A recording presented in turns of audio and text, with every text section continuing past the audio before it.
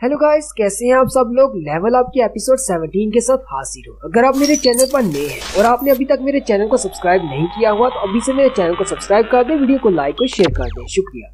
4-5 episode पहले से आपको याद होगा कि जिनवू ने जिनहो के साथ एक कॉन्ट्रैक्ट किया था कि उसने 19 बार उसके साथ डंजन में जाना है, लेकिन उसने कहा था कि सिर्फ हम 2 लोग ही डंजन के अंदर जाएंगे, बाकी के सारे लोग सिर्फ पेपर वर्क के लिए होंगे। तो यहाँ से हमारी एपिसोड की शुरुआत होती है। जिनहो जिनवू को बुलाता है कि हम लोग डंजन में जा रहे हैं। जिनवू वहाँ पर पहुँच जाता है। जैसे वो वहाँ पर पहुँचता है, वहाँ पर 8 हंटर्स होते हैं जो कि पेपर वर्क के लिए हैं, क्योंकि सी रैंक की डंजन के अंदर जाने के लिए इन्हें टोटल 10 लोगों की जरूरत होती है। जिनवू उन सारे लोगों को देखकर हैरान हो जाता है और कहता है, ये सब कौन है। जिनहो से कहता है, ये हमारे टीममेट्स हैं। इन सभी के पास हंटर्स का लाइसेंस है, लेकिन ये लोग डंजन के अंदर नहीं जा सकते क्योंकि उनमें से एक लंगड़ा होता है, एक शराबी होता है, एक हाउसवाइफ होती है और एक स्कूल की बच्ची होती है, जबकि बाकी के सभी ऐसे ही हंटर्स होते हैं जिनके पास जरा भी एक्सपीरियंस नहीं। जिनवू स्कूल की लड़की की तरफ देखता है और कहता है, क्या बच्चे भी रेड में जा सकते हैं। जिनवू से कहता है, हाँ, वो बच्चा अगर एक हंटर है तो ऐसा कोई कानून नहीं है कि वो एक डंजन में नहीं जा सकता। वो लड़की भी चिल्लाकर जिनवू से कहती है, तुम बच्चा किसको कह रहे हो, मैं कोई बच्ची नहीं हूँ, मैं एक पूरी हंटर हूँ।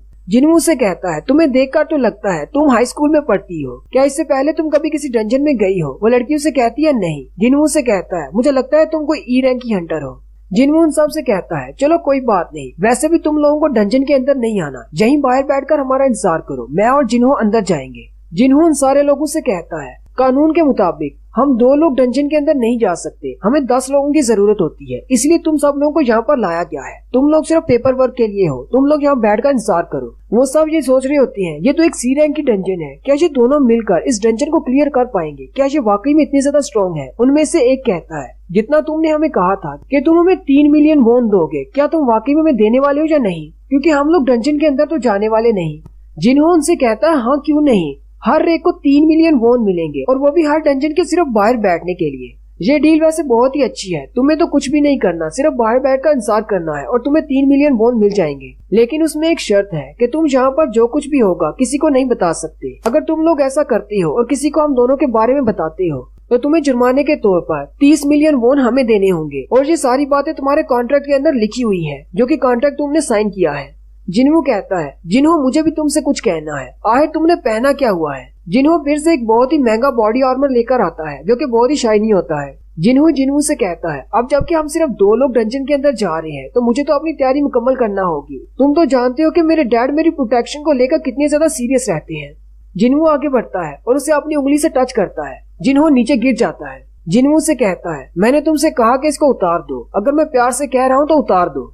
जिनहो रोना शुरू कर देता है और कहता है, अच्छा ठीक है, मैं उतार देता हूँ, और साथ ही वो उसे कहता है, प्लीज मेरी हेल्प करो, मुझसे उठा नहीं जा रहा।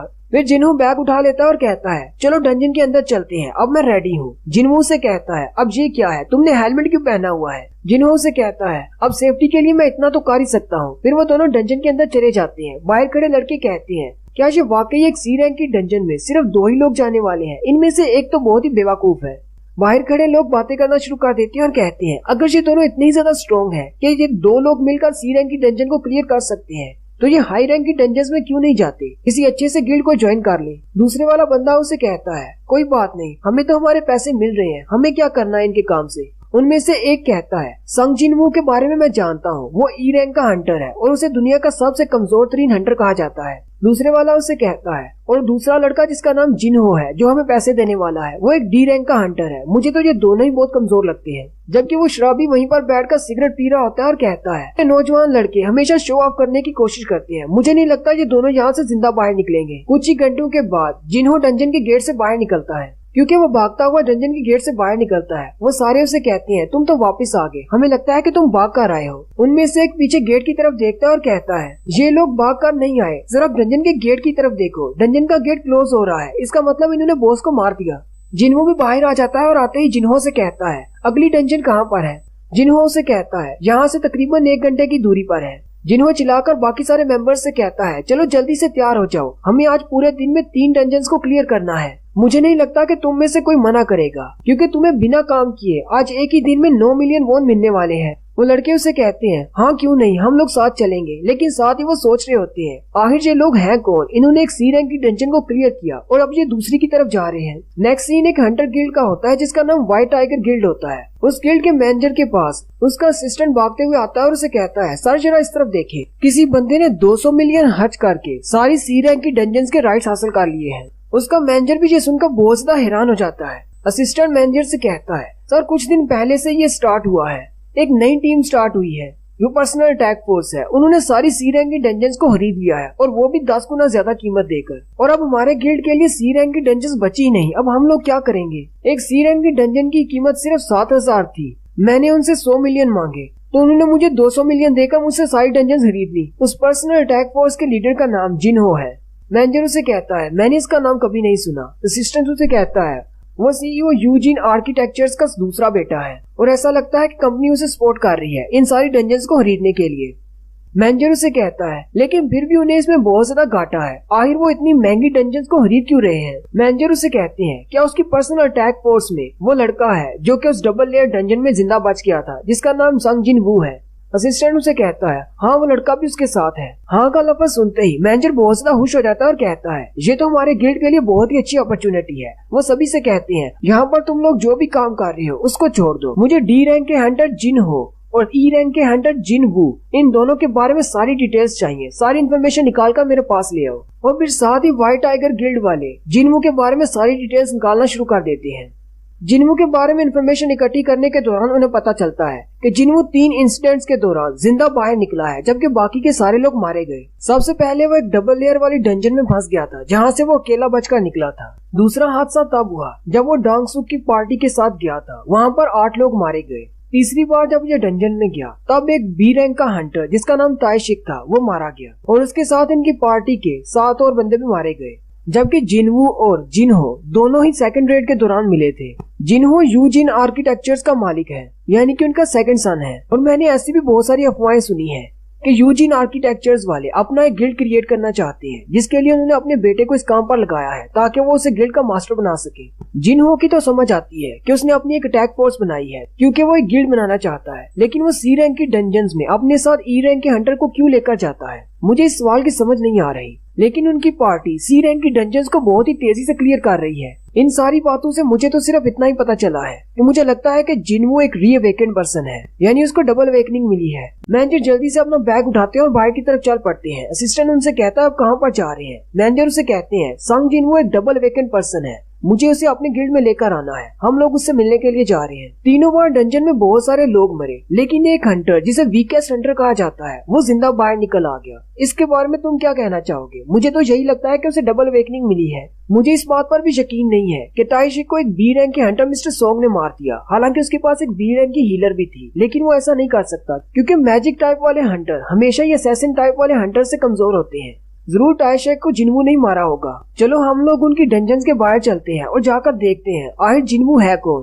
क्या वाकई में वो एक डबल अवेकनर है या नहीं। असिस्टेंट ये बात सुनकर हैरान हो जाता है और कहता है मैनेजर खुद जा रहे हैं, इसका मतलब ये वाकई में बहुत ही हास होगा। नेक्स्ट सीन डंजन का होता है। जिनवू और जिनहो डंजन के अंदर होते हैं जहाँ पर बीस्ट टाइप मॉन्स्टर्स होते हैं जो कि वेयरवुल्व्स की टाइप के होते हैं। जिनवू क्योंकि अब पहले से बहुत ज्यादा पावरफुल हो चुका है, वो उनके पास से गुजरता है और अपने स्किल्स को एक्टिवेट करते हुए बिना अपने डैगर को हाथ में पकड़े ही वो उन सारे बीस्ट को मार देता है। ये भी उसका एक स्पेशल स्किल है। और इसके अलावा जिनवू के पास अब स्टेल्थ है, यानी कि ताइशिक की वो स्पेशल एबिलिटी जिससे वो अपनी प्रेजेंस को हाइड कर सकता है, गायब होकर कहीं से भी अटैक कर सकता है। जबकि जिनहो वहाँ पर माना क्रिस्टल्स को इकट्ठा कर रहा होता है और कहता है ये वाला स्किल तो मैंने इसका पहले कभी नहीं देखा, शायद ये मुझसे छुपा रहा था। ये तो दिन ब दिन स्ट्रॉन्ग होता जा रहा है। साथ ही जिनवू के स्टैट्स के बारे में दिखाते हैं। उसका लेवल 39 हो चुका है जबकि उसकी स्ट्रेंथ 97 पर पहुंच चुकी है। जिनवू अपनी विंडो की तरफ देखता हुआ कहता है मैं तो काफी ज्यादा लेवल अप हो चुका हूँ और मुझे बहुत सारे नए स्किल्स भी मिले हैं जो कि बहुत ज्यादा मजेदार हैं। जिनवू कहता है ताइशिक से जो मुझे स्किल मिला था वो तो बहुत ज्यादा कमाल का है, उससे मैं अपनी प्रेजेंस को मुकम्मल तौर पर हाइड कर सकता हूँ और एक असैसिन की तरह अटैक कर सकता हूँ। इसके अलावा जिनवू की इन्वेंट्री में एक ड्रिंक होती है जिसकी मदद से वो अपने माना को रीजनरेट कर सकता है, माना जो कि इनकी एनर्जी की फॉर्म है। जिनवू कहता है मैं स्टेल्थ स्किल को इस्तेमाल कर सकता हूँ, लेकिन उसके लिए मुझे बहुत ज्यादा माना की जरूरत होती है, बहुत ज्यादा माना यूज हो जाता है और मैं बहुत ज्यादा थक जाता हूँ। लेकिन वो एबिलिटी बहुत ज्यादा काम की है। और उसी वक्त फिर से एक मॉन्स्टर भागता हुआ उसकी तरफ आता है और जिनवू फिर उसको भी मार देता है।